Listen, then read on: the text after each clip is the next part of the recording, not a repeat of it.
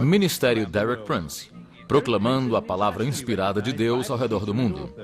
Derek Prince é reconhecido como autor e professor com livros, áudio e rádio. Derek tenta alcançar os inalcançados e ensinar aqueles que não foram ensinados. Por 50 anos de ministério, ensinando em centenas de países em mais de 50 línguas. E agora, Derek Prince. Você vê, há duas maneiras de ser imergido. Há a maneira da piscina, onde você entra na água, debaixo da água, depois sobe da água, é o batismo na água. Mas depois há a maneira da cascata de Niágara. Eu lembro-me da primeira vez que eu vi a cascata de Niágara, eu disse para mim próprio, um segundo estando debaixo daquela cascata e eu fico encharcado. Isso é o batismo no Espírito Santo. Todo lugar onde descreve ou indica de uma maneira ou de outra o Espírito Santo vindo, vem de cima. Então estamos falando de duas imersões. Imersão na água, e você tem de entrar nela, debaixo dela, depois sai dela. Imersão no Espírito Santo, você fica lá debaixo e ela vem sobre você. Em outro caso, você está totalmente imerso, não parcialmente, não borrifado, mas totalmente imerso. E é muito interessante essa introdução para cada um dos evangelhos, especificadamente declarando Jesus Cristo como batizador no Espírito Santo. Eu creio de que muita pouca atenção é dada a isto, e eu quero ler essas quatro passagens dos evangelhos. Mateus 3:11. João Batista diz: eu em verdade vos batizo com água para o arrependimento, mas aquele que vem após mim é o Messias, é mais poderoso do que eu. Não sou digno de levar as suas sandálias. Ele vos batizará com Espírito Santo e com fogo. E depois em Marcos 1:8, temos aí no verso 8 a introdução. João Batista falando, ele diz: e eu em verdade tenho-vos batizado com água, ele porém vos batizará com o Espírito Santo. E depois em Lucas 3:16, a versão aí que é dada por Lucas diz: respondeu João a todos, dizendo: eu, na verdade, batizo-vos com água, mas eis que vem aquele que é mais poderoso do que eu, a quem eu não sou digno de desatar a correia das sandálias. Esse vos batizará com Espírito Santo e com fogo. Então, no Evangelho de João, no capítulo 1, verso 33. E eu aí vejo a introdução oficial de Jesus pelo seu predecessor, João Batista. E em todas essas introduções, e nos quatro evangelhos, específico essa declaração que Jesus batizará seu povo no Espírito Santo. E no Evangelho de João, a introdução é um pouco mais extensa. Vamos iniciar no verso 29. No dia seguinte, João viu a Jesus que vinha para ele e disse: eis o Cordeiro de Deus que tira o pecado do mundo. Este diz depois, lá no 33, eu não o conhecia, mas o que me mandou a batizar com água, esse me disse: sobre aquele que vires descer o Espírito e sobre ele repousar, esse é o que batiza com o Espírito Santo. E eu vi e testifiquei de que este é o Filho de Deus. Então João diz aí três coisas: esse é o Cordeiro, esse é o Filho de Deus e esse é o que batiza no Espírito Santo. Estamos tão maravilhados com essa declaração de Jesus como o Cordeiro, mas é apenas um no Evangelho, onde em todos os quatro Evangelhos, especificadamente se declara que Jesus é o que batiza no Espírito Santo. Em outras palavras, é uma das mais importantes coisas que podemos saber acerca dele. É maravilhoso sabê-lo, conhecê-lo como Salvador, como Cordeiro, mas não é o final. É muito, muito importante conhecê-lo individualmente e pessoalmente como o que batiza no Espírito Santo. Agora vamos ver, depois do ministério terreno foi completo, depois da sua ressurreição, em Atos 1, 4 Desculpe, Atos 1, 4 e 5. Jesus repete sua promessa. É difícil não enfatizar essa promessa nos evangelhos. E em Atos 1, 4, 5 diz de Jesus: estando com eles, determinou-lhes que não se ausentassem de Jerusalém até que esperassem a promessa do Pai, que disse ele: de mim ouvistes. Porque, na verdade, João batizou com água, mas vós sereis batizados com o Espírito Santo, não muito depois desses dias. Então Jesus foi cuidadoso em repetir a promessa, qual João Batista o introduziu, que ele seria o batizador no Espírito Santo. Agora, quase todos os comentadores da Bíblia concordam de que o preenchimento da promessa de Jesus é gravada em Atos 2, 1 a 4, o dia de Pentecostes. E eu quero ler esse texto, o que é que a Bíblia diz, rapidamente considerar o que é implicado aqui. Atos 2, verso 1. Cumprindo-se o dia de Pentecostes, estavam todos reunidos no mesmo lugar. E de repente veio do céu um som como de um vento veemente e impetuoso, e encheu toda a casa em que estavam assentados. E foram vistas por eles línguas repartidas, como de fogo, as quais pousaram sobre cada um deles. E todos foram cheios do Espírito Santo e começaram a falar em outras línguas, conforme o Espírito Santo lhes concedia que falassem, como o Espírito concedia. Então há 3 sucessões, mudanças desta experiência. Primeiro, era um batismo. O Espírito Santo veio de cima e os imergiu. Encheu o lugar onde estavam sentados. Depois imergiu de cima. Segundo, cada um deles foi individualmente cheio com o Espírito Santo. Não foi algo coletivo, mas uma experiência individual que cada um teve. E terceiro, houve uma abundância, um derramamento sobrenatural do enchimento. E isso está em linha com o princípio que eu li em Mateus 12, 34, no final de Mateus 12, a última parte do verso. Jesus diz aí: porque da abundância do coração fala a boca. Eu represento isto dizendo, quando o teu coração está cheio, ele passa para fora o que está no coração pela boca. E há muitas passagens no Novo Testamento que falam sobre pessoas que foram cheias do Espírito Santo. Eu olhei cada passagem e, em todo caso, a próxima coisa que acontece é de que a pessoa fala. Profecia, falar em línguas, o que seja. Mas o princípio é universal. Onde há abundância do coração, a boca fala. Quando o coração está cheio para transbordar, então transborda pelo lugar que é a boca, no falar. E é isso que aconteceu no dia de Pentecoste. Quando estavam cheios, então começaram todos a falar em outras línguas, conforme o Espírito entregava, ou conforme o Espírito dava. É muito importante entender que isso é um caso onde Deus e o homem têm de cooperar.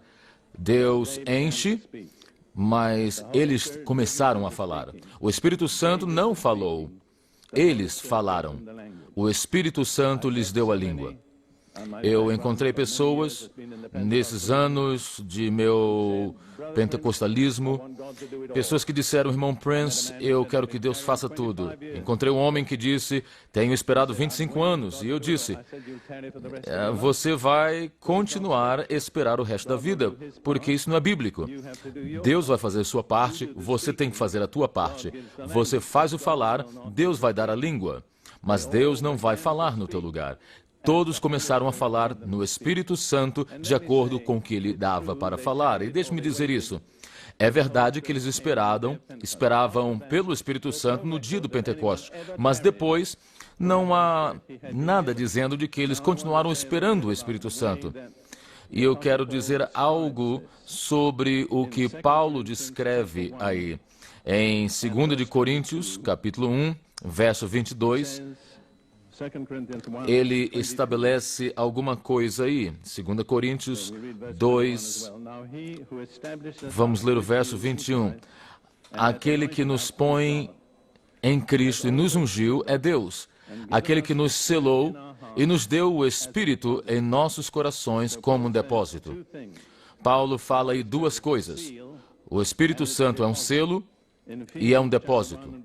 Em Efésios 1:14, ele usa uma linguagem parecida. Efésios 1:14, ele diz, no 13, em quem também vós, em Jesus, estáis, depois que ouvistes a palavra, fostes selados com o Espírito do Santo da promessa, o qual é o penhor da nossa herança para a redenção da possessão de Deus, para louvor da sua glória. Ou seja, ao lado aí poderíamos dizer, é a garantia. O Espírito Santo, o batismo, que é visível, que é audível, não é meramente alguma coisa que acontece dentro, que você não pode mostrar a outros, mas outros podem ver e ouvir. Paulo diz, são duas coisas, é um selo e é uma garantia. Então, primeiro, é um selo. Você já pertence a Jesus, mas isto te identifica publicamente como pertence a Ele. É um selo público sobre você. Não sei se você lembra-se dos dias que quando você enviava uma carta registrada, você tinha de selar com cera quente. Lembra desses dias? Então você tinha de pôr a marca. É exatamente o que o Espírito Santo faz. É o selo, é a cera quente. Então, Jesus põe a sua marca e te põe à parte. E você é uma agora carta registrada, que é tratada de maneira diferente. É mais cuidadosamente cuidada. E se você está batizado no Espírito Santo, você tem atenção especial lá do Correio do Céu. A segunda palavra aí é garantia ou depósito. E acontece aí numa linguagem muito interessante, porque em hebraico, a palavra hebraica é arbon. Arabon. Em árabe é arbon. Em Swahili é arabuni. Em outras palavras, a mesma palavra vai ao redor aí. E eu falei um pouco de árabe quando vivi em Jerusalém, anos atrás, com a minha primeira esposa, e eu lembro-me deste cenário.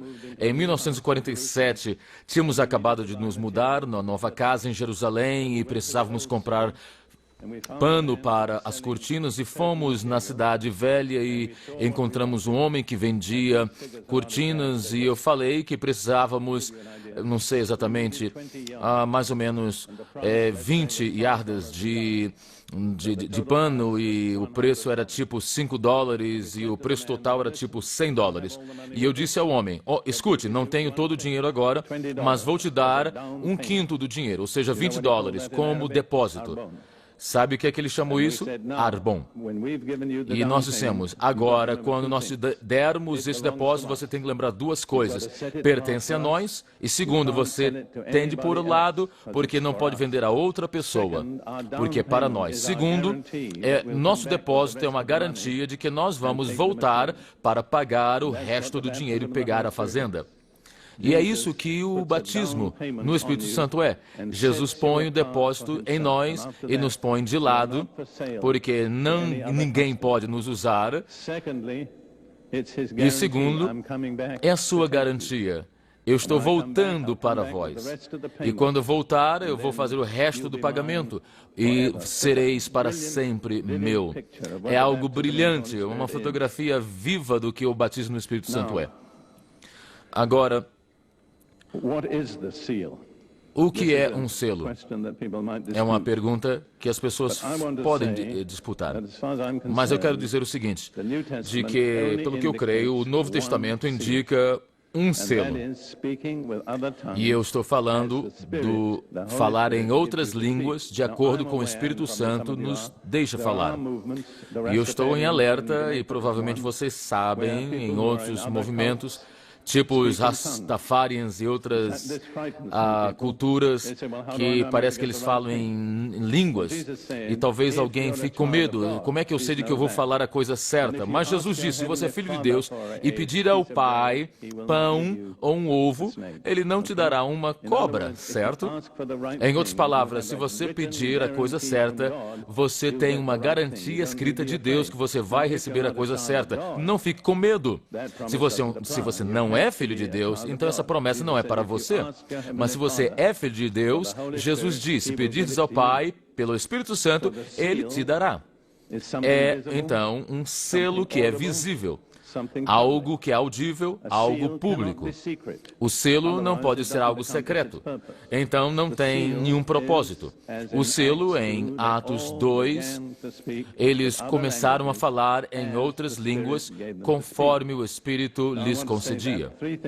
Eu quero falar 4 coisas sobre isto. Primeiro, era o selo que os apóstolos tiveram em sua experiência. Jesus falou, espere em Jerusalém até que recebais a promessa do Pai. Então eles esperaram 10 dias. E o Espírito Santo veio e eles falaram em línguas que nunca, e depois não esperaram mais. Era o selo que eles receberam na sua experiência. Segundo, era um selo que eles aceitaram para os outros. Ou seja, é algo notável aí por alguns momentos. Terceiro, nunca pediram por outro selo. Deixe eu repetir isso, é muito importante. Eu encontrei pessoas nesses anos que disseram, irmão Prince, como é que eu sei de que eu fui batizado no Espírito Santo? Eu tive esta e aquela experiência, eu tenho orado e buscado o Senhor, mas como é que eu sei? Minha resposta é, você sabe porque você recebe o selo. Quando você começa a falar em línguas estranhas, conforme o Espírito lhe deixa falar. Então você tem. Eu posso dizer, você tem Ele, não é uma coisa, é uma pessoa que você recebeu. Então, deixa eu dizer 3 coisas aqui. É o selo que os apóstolos receberam, é o selo que eles receberam ou aceitaram por outros, e nunca aceitaram ou pediram outro selo. E mais, no Novo Testamento, não nos oferece outro selo. Não há outra alternativa no Novo Testamento. Vamos ver aqui o que Jesus diz. Aquilo que está em Lucas 24, versos 52 a 53. Depois da ressurreição, quando está dando adeus, Lucas 24, 52 e 53. E adoraram... Desculpe. É um pensamento diferente que eu quero trazer aqui, porque muitas pessoas disseram, eu fiquei tão alegre, eu fiquei cheio de alegria, eu estava adorando a Deus. Isso não é um selo. Não de acordo com o Novo Testamento. É maravilhoso ser cheio de alegria, é maravilhoso louvar a Deus, mas não é o selo do Novo Testamento. E eu vou te dizer como é que eu sei, porque depois da ressurreição, Jesus diz aí no final do Evangelho de Lucas, e foi elevado ao céu, e adorando eles, tornaram com grande júbilo para Jerusalém, e estavam sempre no templo, louvando e bendizendo a Deus. Então, tinham grande alegria e continuando louvando a Deus e bendizendo, mas não tinham recebido o selo. E só receberam no dia do Pentecoste. E Jesus disse, esperai até lá.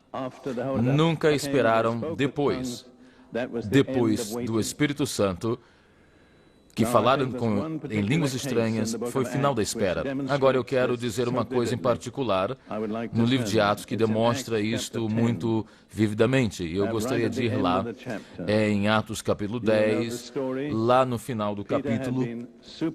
Você sabe a história, Pedro sendo dirigido sobrenaturalmente à casa de Cornélio. Ele não queria ir lá porque não era certo como judeu ir numa casa de um gentio viu e muito menos comer com eles, mas nesta pressão de Deus, ele levou outros 6 judeus crentes com ele para ter testemunhas. E enquanto Pedro estava falando com eles, falando de Jesus, em Atos 10, 44 diz que, ainda falando essas palavras, caiu o Espírito Santo sobre todos os que ouviam a palavra.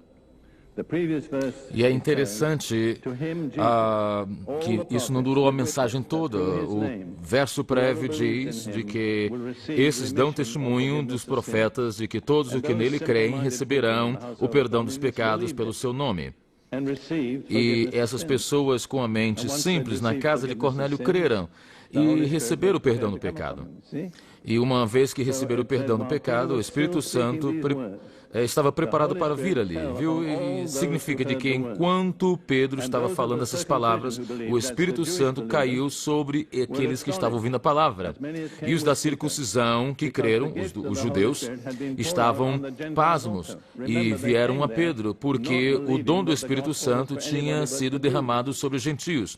Lembre, vieram ali sem crer de que o Evangelho era para outros. Eles não criam de que o Evangelho era para os gentios. Mas quando viram em falar línguas estranhas, eles disseram, é isso, não podemos discutir. Porque creram, porque ouviram falar em línguas estranhas e magnificar a Deus. Não viram outra evidência e não pediram outra evidência. Agora, muitas pessoas hoje querem... deveriam esperar 6 semanas para ver se há fruto, mas não. Não estamos falando de fruto, estamos falando de um dom. 2 coisas diferentes, 2 coisas importantes, mas um dom é recebido numa transação simples. O fruto vem num processo de crescimento. Alguns de vocês celebraram Natal e, sem dúvida, alguns de vocês tiveram uma árvore de Natal na sua casa, certo? E lá no dia do Natal, ou debaixo da árvore de Natal, você pôs os presentes. E as pessoas para quem eram aquelas prendas, pegaram as prendas e receberam, não é assim? O presente é recebido numa transação simples. O fruto, na outra lado, cresce numa árvore, não cresce na árvore de Natal. E leva tempo, é um processo. Agora entenda, por favor, fruto é importantíssimo, mas não confunda o fruto com o dom. O que estamos falando é o dom do Espírito Santo. É algo que é recebido numa transação simples. Assim, Pedro respondeu às pessoas sobre a casa de Cornélio. Pode alguém proibir água para que esses não sejam batizados que acabaram de receber o batismo do Espírito Santo como nós? Em outras palavras, ele não fez diferença entre essas pessoas e as pessoas do dia de Pentecostes. E depois escreve aos judeus que estavam criticando e reclamando de que não deveriam ter falado com os gentios. E em Pedro, lá em Atos 11, 15, diz lá de que, e quando comecei a falar, caiu sobre eles o Espírito Santo, como também sobre nós ao princípio. Não há menção aí, na casa de Cornélio, de um vento, nem de línguas, mas uma coisa tem aí, é de que eles falaram em línguas. Então eu digo, e eu creio, sem pergunta nenhuma, este é o selo de que os apóstolos receberam. Esse foi o selo que eles aceitaram por outros e nunca pediram outro selo, e eu não posso encontrar outro selo oferecido no Novo Testamento. E eu sei, provavelmente melhor do que muitos de vocês, de que falar em línguas é algumas vezes considerado diferente, não ortodoxo. Talvez as pessoas até dizem que é demoníaco. Eu lembro-me, às vezes, que um ministro evangélico não andava ao meu lado, porque eu falava em línguas estranhas. Eu o perdoei, é claro, mas eu não concordo com suas opiniões. Você pode ver, Deus algumas vezes põe lá no início da experiência alguma coisa que é como um bloco, que se você não está realmente sincero, você não vai receber. Há pessoas que falam uma língua que nunca aprenderam, ficam animadas, mas algumas pessoas ficam ofendidas. E eu quero sugerir aqui, basicamente, de que nós, como anglo-saxônicos ou de origem europeu, americana, nós temos uma fotografia errada do que cristianismo é. Primeiro, pensamos de que é algo muito dignificante. Você entra na igreja, você não fala em alta voz, você fica de pé ou fica sentado, canta um hino. Na realidade, você não deve ficar animado. Essa é a fotografia do cristianismo com o qual eu cresci. E eu estava indo à igreja 8 vezes a semana por 10 anos e eu não estava sem experiência, mas não é uma imagem bíblica. Você vê, sofremos tanto, muitos de nós, porque não estamos livres de expressarmos o que Deus fez em nós. Lemos na Bíblia, as pessoas, eles choravam, gritavam, eles batiam palmas, dançavam, cantavam, eles ficavam animados, porque é o Espírito Santo que provê a animação. Lembra o que Ruth e eu lemos no início? Agora que o Deus de toda esperança nos encha com toda alegria e paz na fé, para que possamos abundar em esperança pelo poder do Espírito Santo.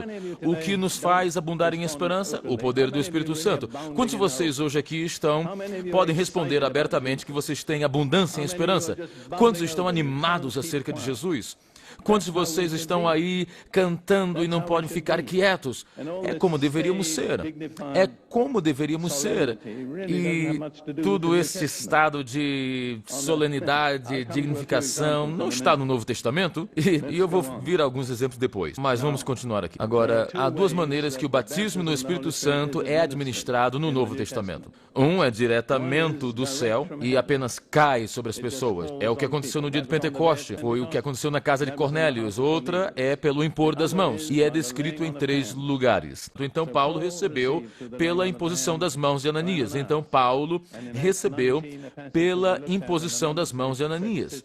E em Atos 19, há uma passagem que vemos ali, outra situação. Paulo, em Éfeso, numa situação com discípulos, perguntou se tinham recebido, e disseram, nós nem ouvimos falar do Espírito Santo. E descobriu que não eram nem discípulos de Jesus. Ele descobriu que eram discípulos de João Batista. Assim, ele disse, bem, era bom nos outros dias, mas agora você precisa ser batizado em fé em Jesus. E foram batizados em água. E depois ele disse, e quando Paulo pôs as mãos sobre ele, receberam o Espírito Santo e começaram a falar em línguas e profetizaram. Deixe-me sugerir isso. Não pare de falar em línguas. É maravilhoso também profetizar. Deus não está com ciúmes. Ele pode te deixar experimentar isto. Quais são os propósitos do batismo no Espírito Santo?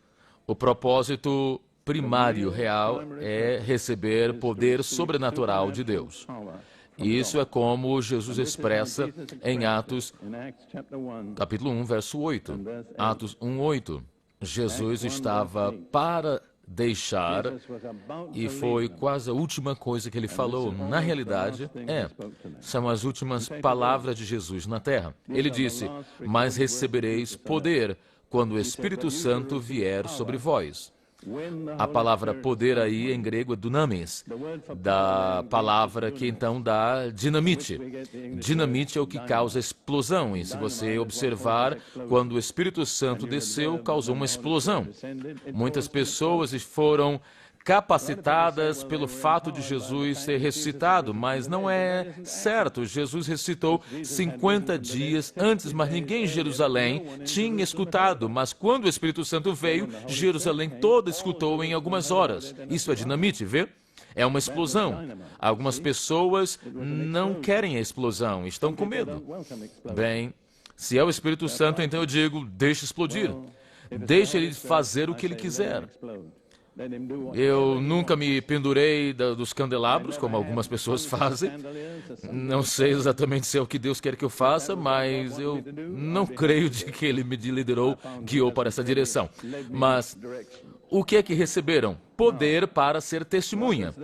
Recebereis poder depois que o Espírito Santo vier e sereis minhas testemunhas. Você vê, a mensagem do Evangelho é sobrenatural. não é algo natural, eventos naturais, é algo totalmente sobrenatural. Jesus morreu, foi sepultado, ressuscitou, é algo sobrenatural. E se você vai testificar de alguma coisa sobrenatural, você precisa de poder sobrenatural. Um pouquinho de teologia não é bastante. Você precisa ter poder. E as pessoas estão discernindo.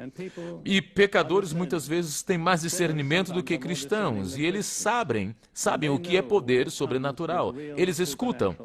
E eu descobri isso em muitas culturas. Os pecadores podem discernir a presença do poder sobrenatural. E faz algo para eles. Lhes dá um mandamento de atenção. E é o que Jesus falou. Lhes darei poder e serão minhas testemunhas. E em Romanos 15, 18 a 19, Paulo então fala sobre o seu próprio ministério e ele diz: porque não ousaria dizer coisa alguma que Cristo por mim não tenha feito para a obediência dos gentios, por palavra e por obras, pelo poder dos sinais e prodígios, na virtude do Espírito de Deus. Então Paulo diz de que o que nós podemos falar do meu ministério são as coisas de que o Espírito Santo fez. Eu não vou nem mencionar algo mais. E ele diz: o Espírito Santo, pelo seu poder sobrenatural, pelos sinais e maravilhas, fez os gentios e os não-judeus, o povo não evangelizado, obedecer. E eu tenho tratado com gentios em muitos países. E sempre penso nos meus 5 anos no leste da África e eu era um professor num colégio na África e treinava, e muitos africanos tinham ambição de ter educação. E eu via de que eles estavam desesperados, queriam e vinham ao colégio, eram estudantes, eram cooperativos, eram obedientes, porque queriam educação. E o que os missionários dissessem, basicamente, eles iriam fazer. E lembrei-me um dia de ajuntar os estudantes e disse-lhes: eu quero dizer algo. Quero agradecer-vos pela sua obediência, pela sua cooperação. O que nós queremos que vocês façam, vocês fazem porque vocês querem educação. Mas eu disse: nas mentes da maior parte de vós tem uma pergunta que não foi respondida. E eu peguei a atenção deles. Eu não posso dar-vos a resposta. E então estavam com muita atenção. E eu disse: a pergunta é esta: é a Bíblia realmente um livro para os africanos que podemos crer, ou é uma religião dos homens brancos que não funciona na África? E é exatamente o que os anciões ali estavam perguntando. E eu disse: escute, nunca saberão a resposta até que experimentem o poder sobrenatural de Deus nas vossas vidas. E quando isso acontecer, vocês vão ver de que o Evangelho não veio da América, dos britânicos, veio do céu. E eu os deixei. E continuei a dar-lhes a palavra de Deus, mas principalmente estava orando, e em poucos meses houve um derramamento sobrenatural, soberano do Espírito Santo, e todos aqueles estudantes foram batizados no Espírito Santo. Até aquele momento, você estava pedindo que eles orassem, mas dali em diante eles começavam a orar por si próprios, nos dormitórios, porque eles receberam o selo sobrenatural. Algo que veio, um dom que veio do céu. E os meus colegas missionários brancos tinham esta atitude. Me desculpem dizer isto, mas eles diziam: nós só podemos elevar os africanos até um momento. Depois disso, não podemos mais. Eu não discutia com eles, mas quando o Espírito Santo desceu, sabe o que aconteceu? Os missionários vieram ver o que estava acontecendo e, de repente, descobriram de que os africanos podiam ir mais além. Então, é apenas uma ilustração. E os jovens, os homens e mulheres precisam uma experiência sobrenatural deles próprios. Não é suficiente ter uma mensagem de uma raça, de uma outra cultura, mas nos próximos meses, então, entre aqueles estudantes, a maior parte tinham menos que 25 anos, vimos todos os 9 dons do Espírito Santo em operação. E eu disse aos judeus, com os quais eu vivi: nós, não judeus como eu, nós temos de pedir perdão a vocês, judeus, por pedirmos que vocês creiam no Evangelho que não é sobrenatural, porque tudo o que vocês vivem na Bíblia é de que todas as vezes que Deus envia uma mensagem com algo sobrenatural. E esta é a razão do batismo no Espírito Santo. É a razão de trazer-nos ao sobrenatural do Espírito Santo. E é a única maneira de que o Evangelho pode ser proclamado. Vamos olhar em Hebreus, capítulo 2, por um momento. Hebreus 2, verso 3 e 4. Como escaparemos nós, se não atentarmos para uma tão grande salvação, a qual, começando a ser anunciada pelo Senhor, foi-nos depois confirmada pelos que a ouviram, testificando também Deus com eles, por sinais e milagres, várias maravilhas e dons do Espírito Santo, distribuídos por sua vontade. O escritor aos Hebreus nos dá 3 razões por que deveríamos ouvir o Evangelho. Número 1, a primeira pessoa que proclama é Jesus. Segundo, foi confirmada por aquelas pessoas que foram testemunhas. Mas a terceira é o Espírito Santo traz testemunho sobrenatural à mensagem, com sinais, maravilhas e dons do Espírito Santo. E os descrentes, o mundo descrente, tem o direito de esperar da igreja que é isso que nós vamos fazer. Estamos vivendo abaixo do nível da vontade de Deus. E se apresentarmos uma mensagem intelectual e darmos alguns textos, e é claro, algumas pessoas vão ser salvas, é maravilhoso, mas não é o melhor de Deus. Agora,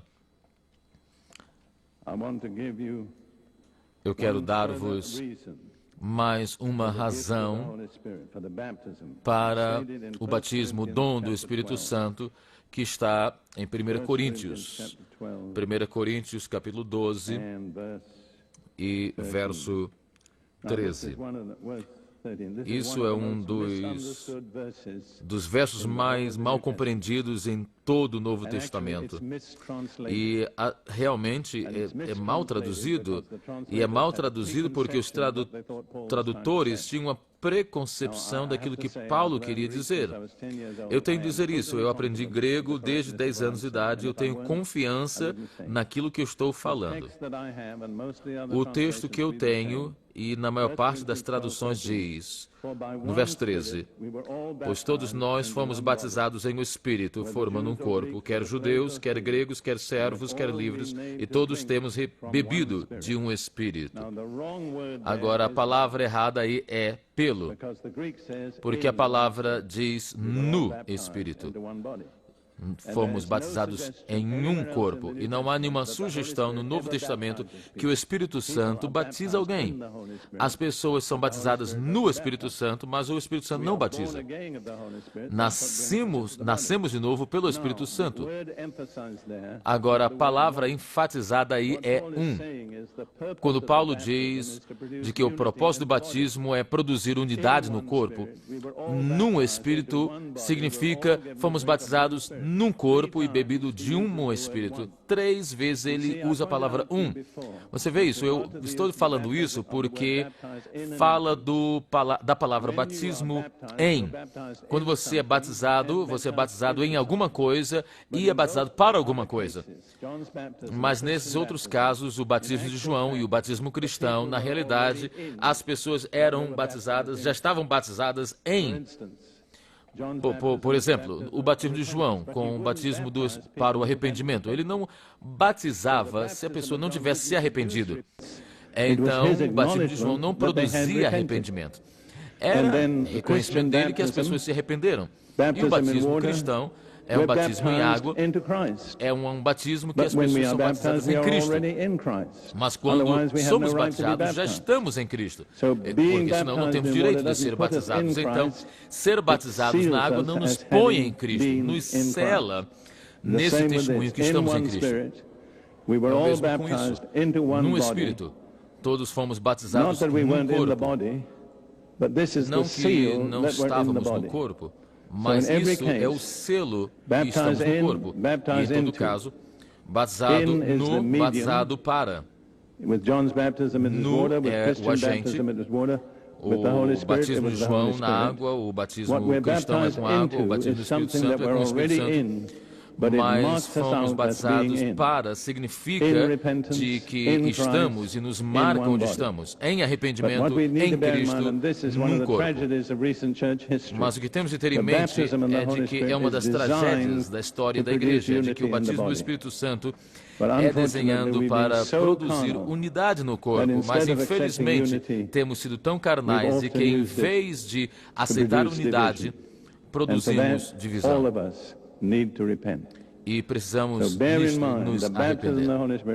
Temos de ter na mente de que o batismo do Espírito Santo é designado para nos fazer saber de que somos parte de um corpo e de que todo outro verdadeiro cristão, não importa a raça, a denominação, é membro do mesmo corpo. Há um só Espírito Santo e há só um corpo. E é o propósito de Deus e, infelizmente, como em muitas outras coisas, abusamos do propósito de Deus. Por exemplo, a celebração da ceia foi desenhada para um propósito, para enfatizar a unidade do corpo. E o que é que nós temos feito na nossa carnalidade? Dividir. Mas não é o erro de Deus, é o nosso erro. E temos de ter esta responsabilidade. Os não pentecostais, por serem tão críticos, os pentecostais, por serem tão arrogantes. Veja, muitos de nós pentecostais temos esta atitude. Eu sei tudo. Eu já nasci de novo, fui batizado em águas, falo em línguas, então nós já temos tudo. Não. Nós apenas iniciamos. Não é um alvo, é uma porta. Mas se você trata a passagem como um alvo, então você não vai mais além. Alguns de vocês pentecostais precisam de tomar atenção nisso. Se você é pentecostal e você está aqui, eu amo os pentecostais. Eu fui salvo por eles. Muitos anos atrás, eu pensava de que eu tinha tudo. E então eu entendi de que os pentecostais também têm fraquezas. Mas tenha isso em mente. O batismo no Espírito Santo traz união no cristianismo. Tem outra coisa que precisamos de falar, e é a manifestação física. Minha opinião é que muitos cristãos estão vivendo uma vida, o que eu chamo, engarrafados. Não estão livres para expressar o que Deus pôs neles. Porque temos esta dignidade, falamos com voz mansa, não nos animamos, sentamos bem quietinhos no nosso banco, levantamos, sentamos, ajoelhamos, saímos da igreja. E eu fiz isso por muitos anos, não estou dizendo por acaso. E isso tem muito pouco a ver com o cristianismo do Novo Testamento. Não tem nada a ver com a experiência do povo da Bíblia. Eles estavam animados. Você lê os Salmos de Davi, ele bradava, ele chorava, ele molhava a sua cama com choro. Ele era um homem de emoções fortes, até Jesus. Jesus chorou, ele agonizou, ele expressou os seus sentimentos. Você vê, ninguém tem mais essa experiência do que eu. Eu cresci nessa tradição de escola com gravata. Se você conhece Inglaterra, eu fui educado em Eton, em Cambridge. Eu era um pilar do império. Mas, uma noite, Deus me batizou no Espírito Santo. Eu não sabia o que era. Eu não ia à igreja. E aconteceu lá na barraca do exército. Eu tinha tão ignorante que eu nem sabia que eu tinha que ir para a igreja. Eu fui salvo e fui batizado no Espírito Santo, lá no meio da noite. Mas então, quando eu comecei a ir à igreja, descobri que as pessoas não davam lugar a Deus. Eu não sou uma pessoa sobre-emocional, vocês já viram isso em mim, mas o problema é de que nós apertamos as emoções, nós não damos expressão livre ao que Deus fez em nós. Eu vou falar no domingo à noite sobre louvor, se você estiver aqui. Eu vou continuar falando sobre isso, mas louvor não são apenas palavras, louvor é uma atitude no corpo. É você dobrar, é você cair, é você bater palmas. É a imagem bíblica do louvor. E nós estamos aquém daquilo que a Bíblia pede, e a razão, nós anglo-saxônicos, e sei lá, a cultura que você tiver, é de que nós não damos expressão ao Espírito Santo. Nós extinguimos o Espírito, nós suprimimos o Espírito, nós tentamos ser dignos, nós temos medo de dar razão à emoção. Eu não sou uma pessoa muito emocional. Mas eu creio em dar lugar ao Espírito Santo. Eu creio em expressar o que o Espírito Santo fez por mim. E deixa eu dar aqui uma lista de pessoas. Eu tenho que continuar. Tem tantas pessoas que encontraram Deus. Abraão. O Senhor apareceu a ele. E o que é que Abraão fez? Ele caiu na sua face. Quantos de vós já fizeram isso? Alguns de vós já, mas eu sempre começo a rir quando eu ouço cristãos cantarem, Senhor, traz-nos, e os anjos prostrarem. Mas as pessoas da igreja cantam isso. É bom para os anjos, mas para nós não. Não. Somos tão dignos. E então Israel, quando o Senhor aceitou o sacrifício daquele fogo sobrenatural, diz que todos caíram nos seus rostos e bradaram. Mas não nós. Mas nós temos, a Bíblia diz que dar brados de alegria. Eu quero dizer, não é cantar forte. E talvez nós não façamos isso hoje, talvez domingo à noite, mas dar um brado é dar brado. Alguns de vocês vão ao jogo de futebol. Não precisa levantar a mão, talvez você fique envergonhado, mas você vai. E quando o teu time faz o gol, o que é que você faz? Você fica de pé e você brada. Porque você está animado. Você fica animado com futebol, mas por que não fica animado com Jesus e o Espírito Santo?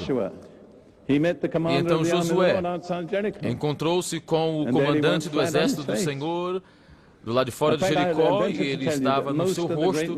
Na realidade, eu vou dizer, a maior parte dos grandes homens de Deus estiveram com o rosto em terra. E Deus disse a ele, o Senhor disse, tire os sapatos dos seus pés, porque você está em lugar santo. Você já esteve no lugar onde tirou os sapatos? Nós estamos. Deus se moveu no lugar, numa conferência em Jerusalém, 2 anos atrás, e sem ninguém falar nada, as pessoas começaram a tirar o sapato, porque eles sabiam de que era um lugar santo. Os sacerdotes, quando o fogo de Deus, a presença, a glória de Deus estava no templo, eles caíram nos seus rostos. Eles não estavam de pé. Eu gostaria de ler Jeremias, porque depois de tudo ele é um profeta de respeito e escreveu muito na Bíblia, muito mais do que qualquer outro profeta. Jeremias 23, 9 diz: Meu coração está quebrantado dentro de mim por causa dos falsos profetas. Todos os meus ossos estremecem. Sou como um homem embriagado e como um homem vencido pelo vinho por causa do Senhor e por causa das palavras da sua santidade. Isso era a reação de Jeremias com a santidade do Senhor. Ele disse, os meus ossos tremem. Você não pode ter os ossos tremendo sem o teu corpo tremer. Ele disse, eu sou como um embriagado por causa da santidade do Senhor. Você já sentiu a santidade do Senhor dessa maneira que impactou o teu corpo físico? Nós estamos vivendo em rações bem baixas. Os apóstolos, no dia de Pentecoste, o Espírito Santo veio, eles não ficaram dignificados. O oposto. Eles se comportaram de maneira diferente, não muito dignas. Começaram a falar em línguas que ninguém compreendia. E os incrédulos disseram, estão bêbados. E já disseram acerca de você isto quando você saiu da igreja. João o apóstolo encontrou Jesus numa visão e ele caiu aos seus pés como morto. Havia poder que estava ali nele. E eu não vou falar sobre outros porque quero ir à parte vital disto e o meu tempo já acabou. Mas 7 requisitos para receber e eu vou dar rapidamente. Número 1, arrependa-se. Atos 2:38 diz, arrependa-se e seja batizado. Número 2, seja batizado e será batizado no Espírito Santo. Número 3, tenha sede. Jesus disse, alguém tem sede, venha a mim e beba. Número 4, você tem de vir a Jesus, só há um batizador no Espírito Santo. Se você quer o batismo, tem de ir ao batizador. Número 5, você tem de pedir. Jesus diz, se alguém, sendo mal, você dá boas dádivas aos filhos que pedem, muito mais ao Pai que pedir o Espírito Santo. Muitos dos crentes dizem, se Deus me der, ó bem, mas Jesus diz, você precisa, mas você não recebeu porque não pediu. E depois você tem de receber. Receber é comparar com beber. Finalmente, e é muito difícil para algumas pessoas, você tem que dar lugar, dar controle à língua. O controle da língua tem de estar no Espírito Santo. É a evidência de Deus de que Ele tomou conta. Você sabe, a Bíblia diz de que a língua é chamada minha glória.